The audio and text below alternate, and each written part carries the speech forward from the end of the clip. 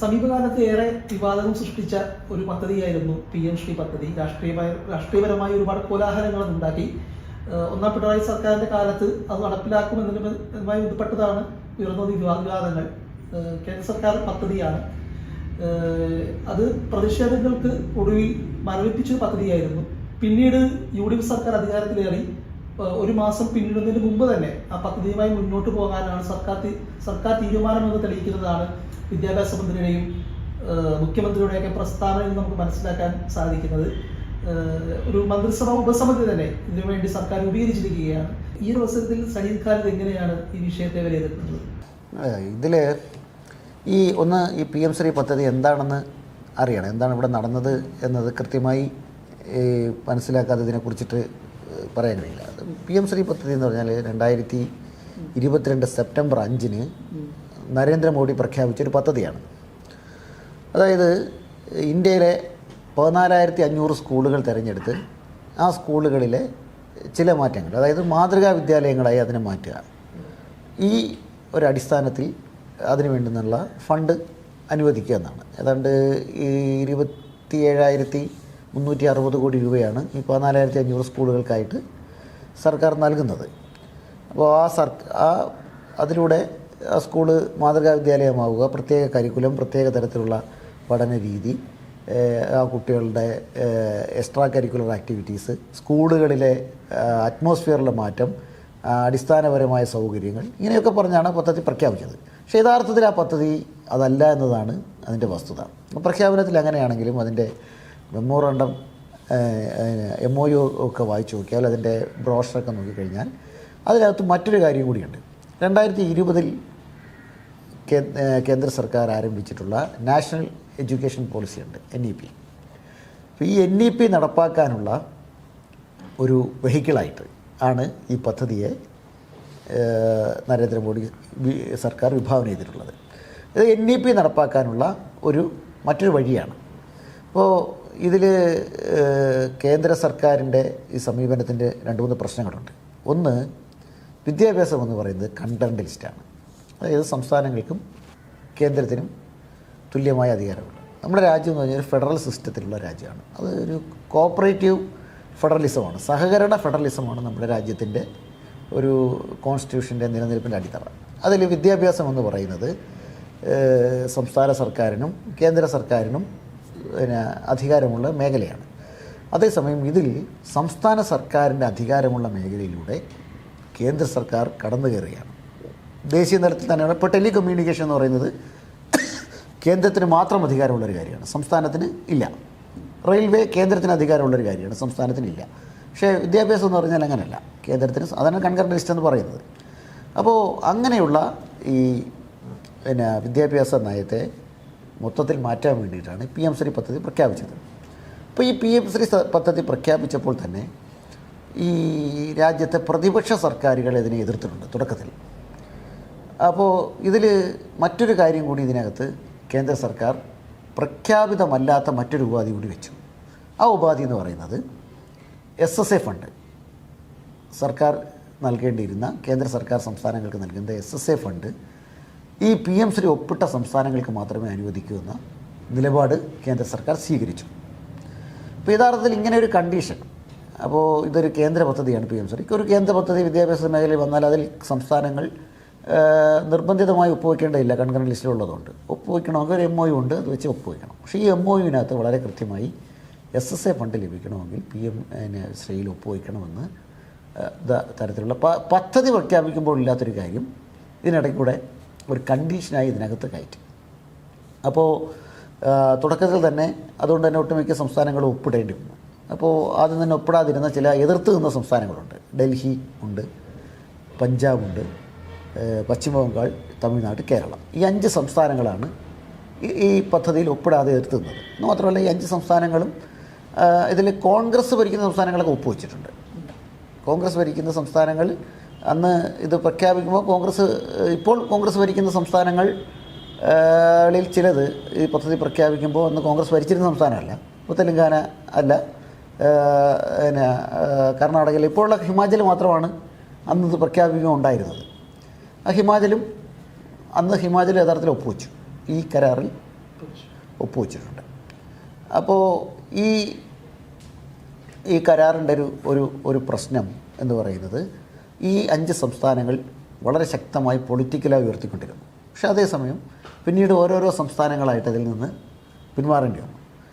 അത് ഫൈറ്റ് ചെയ്ത് നിന്നത് ആദ്യം ഡൽഹി പിന്മാറി, കുറച്ച് കഴിഞ്ഞ് ഫൈറ്റ് ചെയ്ത് നിന്ന പഞ്ചാബ്, അവർക്ക് അധ്യാപകർക്ക് ശമ്പളം കൊടുക്കാൻ പോലും പൈസ ഇല്ലാതെ ഫണ്ട് അനുവദിക്കായിരുന്നിട്ട് അവരാദ്യം കോടതിയെ സമീപിക്കണമെന്ന് വിചാരിച്ചു. പക്ഷേ കോടതി പെട്ടെന്ന് എടുക്കില്ല എന്ന് മനസ്സിലായപ്പോൾ അവർ പെട്ടെന്ന് ഇതിൽ ഒപ്പുവെച്ചു.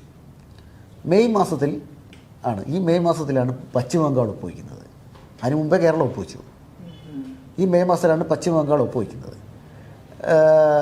അതിൽ തമിഴ്നാട് മാത്രമാണ് ഇപ്പോഴും ഒപ്പുവയ്ക്കാത്ത ഒരു സംസ്ഥാനമുള്ളത്. തമിഴ്നാട് എന്താ ചെയ്യുന്നത് വെച്ചാൽ തമിഴ്നാട് സുപ്രീം കോടതിയെ സമീപിച്ചു. തമിഴ്നാട് സുപ്രീം കോടതിയെ സമീപിച്ച് ഇത് അടിയന്തരമായി ഇത് കേൾക്കേണ്ട ഒരു കാര്യമാണ്, വിദ്യാഭ്യാസ പ്രശ്നമാണ് എന്ന് പറഞ്ഞു. പക്ഷേ സുപ്രീം കോടതി പറഞ്ഞത് അടിയന്തര സാഹചര്യമില്ലെന്ന് പറഞ്ഞ് ഫയൽ വെച്ചിരിക്കുകയാണത്.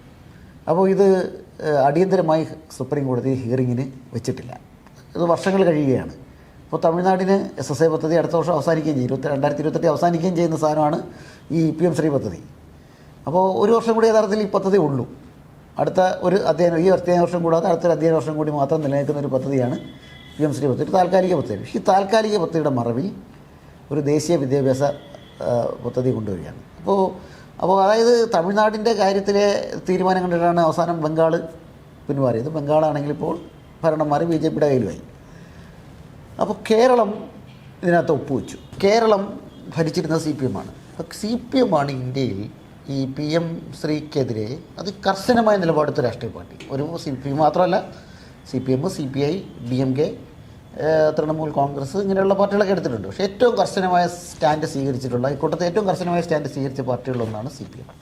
അപ്പോൾ കേരളത്തിലെ അന്ന് തന്നെ വിദ്യാഭ്യാസ മന്ത്രി അടക്കം വളരെ വിശദമായ ലേഖനമൊക്കെ ഇതിനെ സംബന്ധിച്ച് എഴുതിയിട്ടുണ്ട്. പക്ഷേ ഒരു സുപ്രഭാതത്തിൽ കേരളം പോയി PM ശ്രീ ഒപ്പുവയ്ക്കുകയാണ്. ഇത് ഒപ്പുവെച്ച വാർത്ത പുറത്തു വരുമ്പോഴാണ് കേരളത്തിലെ ഇടതുപക്ഷക്കാർ പോലും ഇത് അറിയുന്നത്. പ്രത്യേകിച്ച് മന്ത്രിസഭയിലെ മന്ത്രിമാരറിയുന്നത്. മന്ത്രിമാരുടെ കൂട്ടുത്തരവാദിത്വം പോലും ഇതിനകത്ത് വന്നിട്ടില്ല. അപ്പോൾ ആ ഒപ്പുവെച്ചതിന് ശേഷമുള്ള മന്ത്രിസഭാ യോഗത്തിലും CPI മന്ത്രിമാരിങ്ങനെ ഇത് ഒപ്പുവയ്ക്കരുത് എന്ന് ആവശ്യപ്പെടുന്നുണ്ട്. പക്ഷേ ഒപ്പുവയ്ക്കരുതെന്ന് ആവശ്യപ്പെടുന്നതിന് ഒപ്പുവെച്ചു. പക്ഷേ അതിലൊന്നും ഒന്നും വേണ്ടിയിട്ടില്ല. വാർത്ത പുറത്തു വന്നപ്പോൾ കേരളത്തിലെ ഇടതുപക്ഷക്കാരാകെ അമ്പരന്നു. അപ്പോൾ ഇങ്ങനെ ഒരു സംഭവത്തിൽ അത് വളരെ ദുരൂഹമാണ് ഈ ഒപ്പുവെച്ചത്. പക്ഷേ അതിന് കേരളത്തിന് വേണമെങ്കിൽ ന്യായമുണ്ട്. അതിനകത്ത് ഫണ്ട് ലഭിക്കുന്നില്ല. ഫണ്ട് ലഭിക്കാത്ത പ്രശ്നം കേരളത്തിനുണ്ട്. പലതരത്തിൽ സാമ്പത്തികമായ പ്രതിസന്ധി സംസ്ഥാനത്തുണ്ട്. അപ്പോൾ ഫണ്ട് ലഭിക്കാൻ വേണ്ടിയാണ് ഒപ്പുവെച്ചത്. ആ സമയത്ത് കേരളത്തിൽ ശക്തമായ പ്രക്ഷോഭം നടന്നു. CPI അതിശക്തമായ നിലപാട് സ്വീകരിച്ചു. അങ്ങനെയാണ് പിന്നീട് PM ശ്രീ മരവിപ്പിക്കുന്നത്. സർക്കാർ ഇതിന് പിന്മാറിയിട്ടില്ല. PM ശ്രീന്ന് സർക്കാർ ചെയ്തൊരു കാര്യം, ഒരു കത്ത് കേന്ദ്രത്തിന് അയച്ചു. ആ കത്ത് അയക്കുന്നതിന് മുമ്പ് ഒരു മന്ത്രിസഭ ഉപസമിതി എടുത്തു. 7 അംഗ മന്ത്രിസഭ ഉപസമിതി എടുത്തു. വിദ്യാഭ്യാസ മന്ത്രി ചെയർമാനായിട്ടുള്ള 7 അംഗ മന്ത്രിസഭ ഉപസമിതി. 2 CPI മന്ത്രിമാരുണ്ട്, പിന്നെ റോഷി അഗസ്റ്റിനുണ്ട്, അദ്ദേഹം നമ്മുടെ ശശീന്ദ്രൻ, ഇങ്ങനെയൊക്കെ തുടങ്ങിയ 7 മന്ത്രിമാരുള്ള ഒരു ഉപസമിതി എടുത്തു. ഈ ഉപസമിതിയുടെ ഇങ്ങനൊരു ഉപസമിതി ഞങ്ങൾ എടുത്തിട്ടുണ്ട്. അയച്ച കത്തിൻ്റെ ഒരു വാചകങ്ങൾ ഇങ്ങനെയാണ്: ഉപസമിതി എടുത്തിട്ടുണ്ട്. ആ ഉപസമിതിയുടെ തീരുമാനം വരുന്നത് വഴി നമുക്ക് ബാക്കി ഫർദർ പിന്നെ ഡിസ്കസ് ചെയ്യാം. അതുവരെ ഈ പദ്ധതി എന്ത് ചെയ്യണം? ഫ്രീസ് ചെയ്യണം. അപ്പോൾ അതിനകത്ത് ഉപയോഗിച്ച വാക്ക് ഉബയൻസ് എന്ന വാക്കാണ്. ഉബയൻസ് എന്ന വാക്കെന്ന് പറഞ്ഞാൽ ടെമ്പററി ആയിട്ട് ഫ്രീസ് ചെയ്യുക എന്നുള്ളതാണ്. അല്ലാതെ PM ശ്രീ പദ്ധതിയിൽ നിന്ന് ഇടത് സർക്കാർ പിന്മാറിയിട്ടില്ല.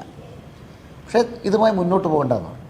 ആ സമയത്ത് തന്നെ 90 കോടി രൂപ ഫണ്ട്, 92 കോടി രൂപ ഫണ്ട് കേരളത്തിന് ലഭിച്ചു. ആ ഫണ്ടെന്ന് പറഞ്ഞാൽ PM ശ്രീയുടെ ഫണ്ടാണോ SSAയുടെ ഫണ്ടാണോ എന്ന് തർക്കം നിൽക്കുന്നുണ്ട്. പക്ഷേ നമ്മൾ രേഖകൾ പരിശോധിക്കുമ്പോൾ PM ശ്രീയുടെ ഫണ്ടല്ല, SSAയുടെ ഫണ്ടാണ്. അതായത് സമഗ്ര ശിക്ഷ കേരളയുടെ SSKയുടെ ഫണ്ടാണ് ലഭിച്ചത്. അപ്പോൾ ഈ ഒരു ഫണ്ട് വാങ്ങി മുന്നോട്ട് പോയി. പക്ഷേ തൽക്കാലം അത് ഫ്രീസ് ചെയ്തു.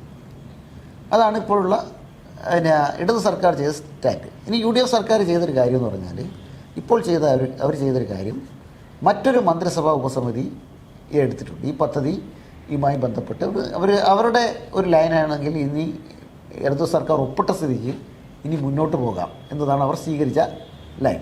അന്നത്തെ ലൈൻ അങ്ങനെയല്ല. അന്നത്തെ ലൈൻ വേറൊന്നായിരുന്നു. ഒപ്പിട്ട സമയത്ത് ഇത് അതിൽ തന്നെ യഥാർത്ഥത്തിൽ മുസ്ലിം ലീഗാണ് ഏറ്റവും കർശനമായ സമീപനം സ്വീകരിച്ചത്. പക്ഷേ മുസ്ലിം ലീഗ് തന്നെയാണ് വിദ്യാഭ്യാസ മന്ത്രി. ശ്രീലങ്കാരൻ തന്നെയാണ് വിദ്യാഭ്യാസ മന്ത്രി എന്ന് പറയുന്നത്. പക്ഷേ വി ഡി സതീശൻ അന്നും ഇതിനെക്കുറിച്ച് ക്ലിയർ കട്ടായിട്ടുള്ളൊരു സ്റ്റാൻഡ് എടുത്തിട്ടില്ല. സുതാര്യമായ സ്റ്റാൻഡ് എടുക്കാത്തൊരു പ്രശ്നം മാത്രമാണ് ഉയർത്തിയിട്ടുള്ളത്. എന്തായാലും യു ഡി എഫിൻ്റെ സ്റ്റാൻഡ് ഇപ്പോൾ ഇങ്ങനെയാണ്. അതായത് കരിക്കുലം മാറ്റാതെ ഈ പദ്ധതി നടപ്പാക്കണം. അതായത് സ്കൂളുകൾ സെലക്ട് ചെയ്യാനുള്ള അധികാരം യു ഡി എഫ് സർക്കാരിന് വേണം, പുതിയ കേരള സർക്കാരിന് സമ്പൂർണ്ണമായി വേണം. കരിക്കുലം മാറ്റാതെ നടപ്പാക്കണം എന്നതാണ്. പക്ഷേ ഈ പദ്ധതിയുടെ ഒരു വ്യവസ്ഥ പ്രകാരമോ നടക്കുമെന്ന് തോന്നുന്നില്ല. കേന്ദ്ര സർക്കാർ അത് അനുവദിക്കുമെന്നും തോന്നുന്നില്ല. അതാണ് ഈ പദ്ധതിയുടെ ഇപ്പോഴത്തെ കറണ്ട് സ്റ്റാറ്റസ്. ഇതിൽ 2 കാര്യങ്ങളാണ് നമ്മൾ മനസ്സിലാക്കേണ്ടത്. ഒന്ന്, ഈ പദ്ധതി സ്കൂളുകൾ നന്നാക്കാനുള്ള പദ്ധതിയല്ല എന്നത്. അത് NEP നടപ്പാക്കാനുള്ള, NEP കേന്ദ്ര സിലബസിനെ കാവ്യവൽക്കരിക്കാനുള്ള, കേന്ദ്ര വിദ്യാഭ്യാസത്തെ കാവ്യവൽക്കരിക്കാനുള്ള NEP നടപ്പാക്കാനുള്ള ഒരു വെഹിക്കിളാണ്, അല്ലെങ്കിൽ ഒരു വഴിയാണ് കേന്ദ്ര സർക്കാർ തരുന്നൊരു എളുപ്പ വഴിയാണ്. രണ്ടാമത്തൊരു കാര്യം, കേരള സർക്കാർ, ഇടത് സർക്കാർ ഇതിൽ നിന്ന് പിന്മാറിയിട്ടില്ല. അവർ പറഞ്ഞ ഒരു മന്ത്രിസഭാ ഉപസമിതിയുടെ തീരുമാനം അറിയിക്കുന്നവർ വെച്ചേക്കണമാണ്. ആ ഉപസമിതിയുടെ തീരുമാനം എന്താണെന്ന് ഇപ്പോഴും ആർക്കും അറിയില്ല. ഉപസമിതി തീരുമാനിച്ചോ കൂടിയോ ഒന്നുമില്ല. അത് അക്കാര്യത്തിൽ പിന്നീട് അതിന് ശേഷം മൊത്തം സൈലൻ്റാക്കിയെന്ന്, അതായത് പദ്ധതിയിൽ നിന്ന് പിന്മാറിയിട്ടുമില്ല, പദ്ധതി ഉപേക്ഷിക്കാൻ തീരുമാനിച്ചിട്ടില്ല. ഇനി ഏകപക്ഷീയമായി ഉപേക്ഷിക്കാൻ പറ്റുമോ ഇല്ലയോ എന്നത് ഈ വ്യവസ്ഥ പ്രകാരം സാധ്യമല്ല എന്നതാണ് ഇത് വ്യവസ്ഥ വായിച്ചാൽ മനസ്സിലാക്കാൻ കഴിയുന്ന കാര്യം. അതിന് മറ്റെന്തെങ്കിലും സാധ്യതകളുണ്ടോ എന്നത് ആരും ആരാഞ്ഞതായും അറിയില്ല. അതാണ് ഇതിൻ്റെ ഒരു സ്റ്റാറ്റസ്. അപ്പോൾ ലത്തീഫിനോട് ചോദിക്കാനുള്ളത്, ഈ പദ്ധതിയിൽ നമുക്ക് കാണാൻ സാധിക്കുന്ന, ഈ പദ്ധതിയുമായി ബന്ധപ്പെട്ട വാദകോലാഹലങ്ങളിൽ നമുക്ക് കാണാൻ സാധിക്കുന്ന ഒരു മോറൽ ഇഷ്യൂ ഉണ്ടല്ലോ. അതായത് പദ്ധതിയുമായി ബന്ധപ്പെട്ട് ആദ്യത്തെ കോലാഹലങ്ങൾ ഇവിടെ ഉണ്ടാകുമ്പോൾ തന്നെ ഇന്നത്തെ ഭരണപക്ഷത്തിലിരിക്കുന്ന അന്നത്തെ പ്രതിപക്ഷം വളരെ രൂക്ഷമായിട്ടാണ് ഇതിനെതിരെ പ്രതികരിച്ചുകൊണ്ടിരുന്നത്.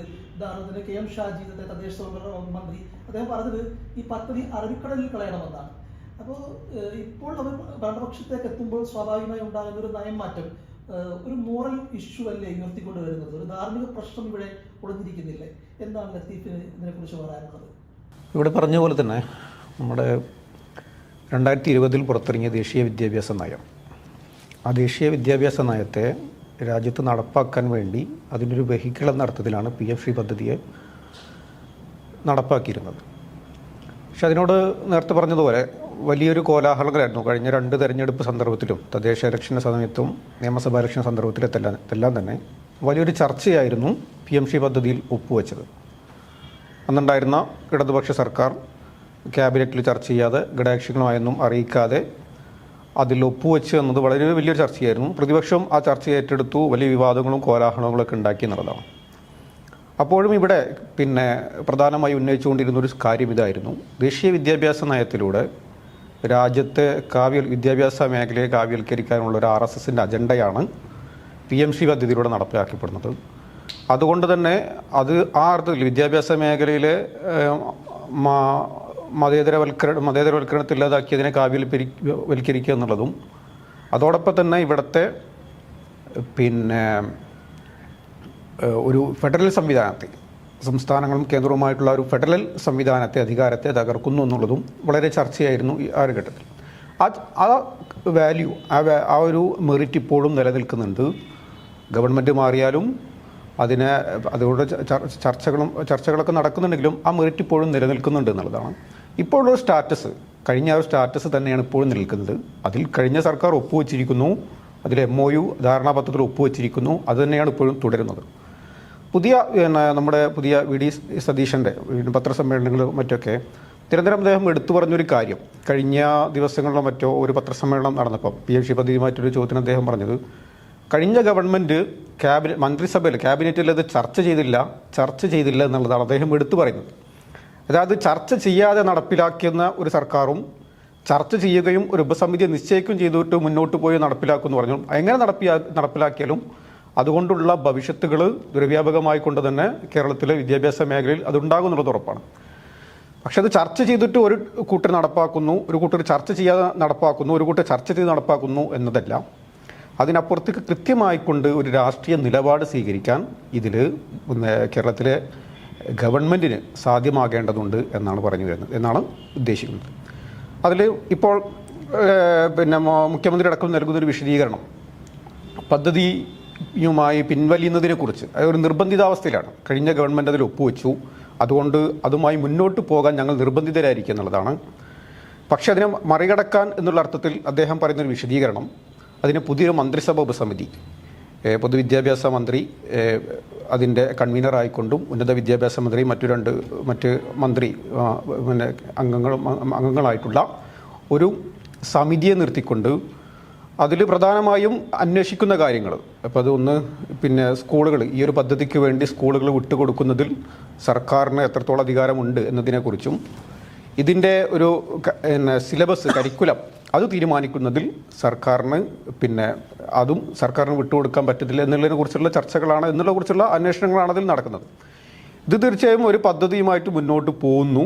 ആ പദ്ധതിയുമായിട്ട് മുന്നോട്ട് പോകുമ്പോൾ ഉണ്ടാകുന്ന ചില അവ്യക്തതകൾ മാറ്റാൻ വേണ്ടിക്കൊണ്ട് ഒരു സമിതിയെ നിശ്ചയിക്കുന്നു എന്നുള്ളതാണ്. അതിനെക്കുറിച്ച് പഠിക്കാൻ സമിതി നിശ്ചയിക്കുന്നു എന്നുള്ളതാണ്. ഫലത്തിൽ ഈ പദ്ധതിയുമായി കൊണ്ട് മുന്നോട്ട് പോകുന്നു എന്ന് തന്നെയാണ് നമുക്കതിൽ നിന്നും മനസ്സിലാക്കിയെടുക്കാൻ പറ്റുള്ളൂ.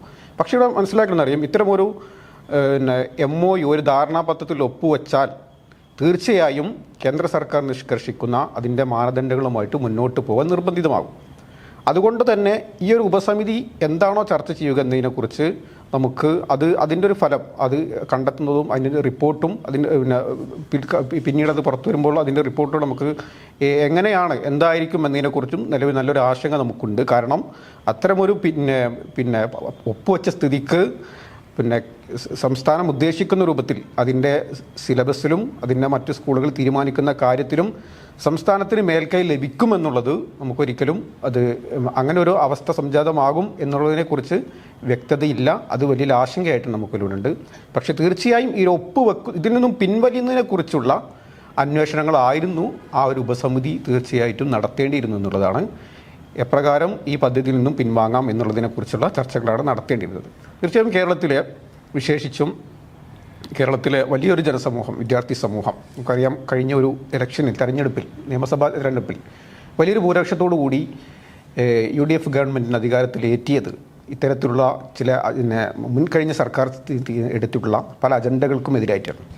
പ്രധാനമായും ഈ സംഘപരിവാർ വിധേയപ്പെടുന്ന അതിൻ്റെ പല വകുപ്പുകൾ, ആഭ്യന്തര വകുപ്പിലടക്കമുള്ള സംഘപരിവാറിനോടുള്ള വിധേയത്വം, PMC പദ്ധതി പോലെയുള്ള സംവിധാനങ്ങളോട് അവിടുത്തെ അന്നത്തെ മുഖ്യമന്ത്രിയും വിദ്യാഭ്യാസ മന്ത്രിയൊക്കെ സ്വീകരിച്ച നിലപാട്, ഇതിനൊക്കെയുള്ള ഒരു എതിർപ്പാണ്, ഒരു എതിർപ്പോടുകൂടിയാണ് കേരളത്തിലെ ജനസമൂഹം, മതേതര സമൂഹം ഈ ഒരു ഗവൺമെൻറ്റിന് അധികാരം നൽകിയെന്നുള്ളതാണ്. ആ സമൂഹത്തിന് നൽകുന്ന വലിയൊരു പ്രതീക്ഷ ആ അർത്ഥത്തിൽ തന്നെ ഈ ഒരു ഗവൺമെൻറ്റിന് മേലുണ്ടായിരുന്നു. പക്ഷേ ഇത്തരമൊരു നിലപാട് സ്വീകരിച്ചുകൊണ്ട് മുന്നോട്ട് പോകുമ്പോൾ അത് പ്രതീക്ഷയ്ക്ക് വലിയ മങ്ങലേൽക്കുന്നു. അതിവിടുത്തെ മതേതര സമൂഹത്തെ വളരെ അലോസരപ്പെടുത്തുന്ന ഒന്നാണെന്നുള്ളതാണ്. അതിന് പലപ്പോഴും പറയുന്നൊരു മറുപടി ഇതൊരു നിർബന്ധിതാവസ്ഥ ഉണ്ട് എന്നുള്ളതാണ്. നിർബന്ധിതാവസ്ഥയെ പറഞ്ഞുകൊണ്ട് നമ്മുടെ നയപരമായിട്ടുള്ള ഒരു ആത്മാഭിമാനത്തെയും നമ്മുടെ വലിയ പാരമ്പര്യമുള്ള മതേതര പാരമ്പര്യമുള്ള ഒരു വിദ്യാഭ്യാസ സംവിധാനത്തെയും ഇത്തരത്തിൽ ഒരു RSSന് തീരെഴുതി കൊടുക്കുന്ന ഒരു പദ്ധതിക്ക് മുന്നിൽ അടിയറ വെക്കേണ്ടതില്ല എന്നുള്ളതാണ്. ആ ഒരു രാഷ്ട്രീയ കൃത്യതയും തീരുമാനവും UDFനും അതിൻ്റെ ഉത്തരവാദിത്തപ്പെട്ട ആളുകൾക്ക് ഉണ്ടാകണം എന്നുള്ളതാണ്. മുസ്ലിം ലീഗിൻ്റെ കാര്യം പറഞ്ഞു. മുസ്ലിം ലീഗിൻ്റെ ഉത്തരവാദിത്തപ്പെട്ട ആളുകൾ വളരെ ശക്തമായിക്കൊണ്ട് തന്നെ ആ തെരഞ്ഞെടുപ്പ് സന്ദർഭത്തിൽ നിലപാട് സ്വീകരിച്ചവരാണ്. നേരത്തെ KM ഷാജി പറഞ്ഞതുപോലെ അത് അറബിക്കടലിൽ എടുത്തെറിയും എന്നുള്ളതൊക്കെയാണ്. ആ സന്ദർഭത്തിൽ അതിനെതിരെ വലിയ ശക്തമായിക്കൊണ്ട് നിലപാട് സ്വീകരിക്കുകയും നിലവിലെ ആ സന്ദർഭത്തിലുണ്ടായിരുന്ന മുസ്ലിം ലീഗിൻ്റെ നേതാക്കന്മാർ, ഇപ്പോൾ മന്ത്രിമാരായിട്ടുള്ള ആളുകൾ ആ അവസരത്തിൽ അങ്ങനെ പറയാം, ഈ അവസരത്തിൽ ഇപ്പോൾ ഇങ്ങനെ പറയാം എന്നർത്ഥത്തിലുള്ള ഒരു നിലപാട് സ്വീകരിക്കുന്നത് അത് ശരിയല്ല എന്നുള്ളത് തന്നെയാണ്. അത് കേരളത്തിലെ ജനങ്ങൾ വിലയിരുത്തുന്നുണ്ട്. ജനങ്ങളെ വിശ്വാസത്തിലെടുത്തും ജനങ്ങളുടെ അഭിലാഷങ്ങളെ അംഗീകരിച്ചുകൊണ്ടും ഈ വിഷയത്തിലൊരു കൃത്യമായ രാഷ്ട്രീയ കൃത്യതയോടു കൂടി തന്നെ ഗവൺമെൻറ് മുന്നോട്ട് പോകണം എന്നുള്ളതാണ് പറയുന്നത്.